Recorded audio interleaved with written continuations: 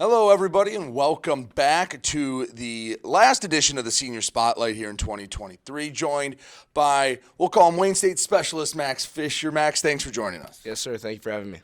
So let's talk about how you got here, came from Midland. What was your recruiting process like, and what sold you on Wayne State? It was a little bit late for me as a kicker and punter. So they're usually trying to give out those scholarships by the end of the recruiting trail, seeing what skill positions and other guys they can give out. But got an offer here late in the winter, and then took a few weeks and committed pretty early.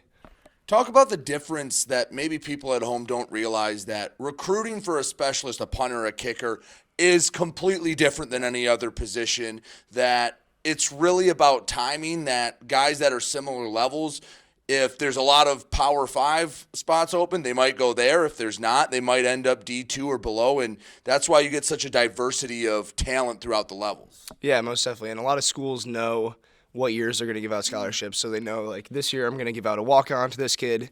Like a lot of those D1 schools have that timing set up. So it's kind of, you got to recruit yourself a lot. It's a lot of sending emails out to coaches, but also going to camps and getting yourself ranked and stuff like that. And the other thing is, like, the star rankings and everything is completely different. Yeah, like, way different. like there's a lot of 4- and 5-star punters and kickers. That doesn't mean they're one of the 15 best recruits in the country. Yeah, I think there's about 30 or 45 stars, like, between the different all the different ranking systems. But yeah, a lot of people get different stars. Usually starts at 3.5, then it goes up to 5. So it kind of does give you an advantage when people are looking at your Twitter page and they see, oh, you're a 4.5-star kicker, and it's like, yeah, but it doesn't really put you that far ahead of the competition. All right, let's talk about when you got to Wayne State. You've had to do a little bit of everything. What's that like, being able to be diverse, and whether it's kick or punting, holding, whatever you've had to do? What's it like being diverse, and how much has that helped you?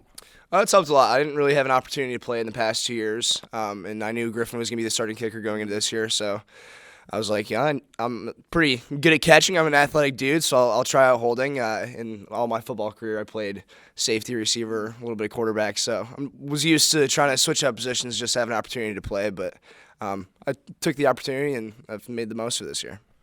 What is something about holding that maybe the general fan won't understand, or how intricate that whole operation is from snap to hold the kick? Just tell everyone just how delicate that can be. Yeah, every hundredth of a second matters. Like, if the snap's high, you got to come back down and get it. But as a kicker, it's the most important thing is having the ball in the same spot that you line it up with. So getting the ball back down to the spot where Griffin's taking his steps from, but also making sure that those laces are out every time, and the ball's also angled how he wants it, and it's not leaning back. So just making sure Griffin has it how he wants it, so he's most comfortable when he approaches the ball. And then I guess the thing about being a kicker or a punter is many people don't know your name until you mess up. It's kind of one of those jobs where if you're doing it well, people don't pay attention to you. How do you approach that from a mental side? Because you said you played quarterback, receiver, like you played the flashy positions. What is it, the same mentality, or is it a different approach when you're a kicker or punter? No, it's definitely a different approach. You got to be a lot more locked in, I'd say, than the other positions, because you don't have an opportunity to make up for it. You can't go back down and score a touchdown or get an interception. So, I mean, from a young age, I messed up. I remember my junior year of high school, and that kind of stuck with me. It was like, if you lose a game because you lost by 2 points and you're the kicker that missed the field goal, that sticks with you. So just kind of taking that and then putting it into your practice and staying mentally locked in for your reps. So last week of the season, life goes on. Where's Max going to be after football's done? What are you studying, and what do you hope to get into?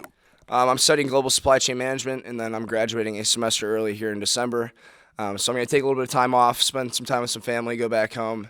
Then I'll be working for Ford Motor Company in June in supply chain purchasing. So you already have everything all set up basically for the next 7-8 months. That has to feel pretty nice. Yeah, no, it's a good feeling knowing that I'll be graduating soon and have some time to relax before I start my job. That it's also nice to know that I'll have one. So.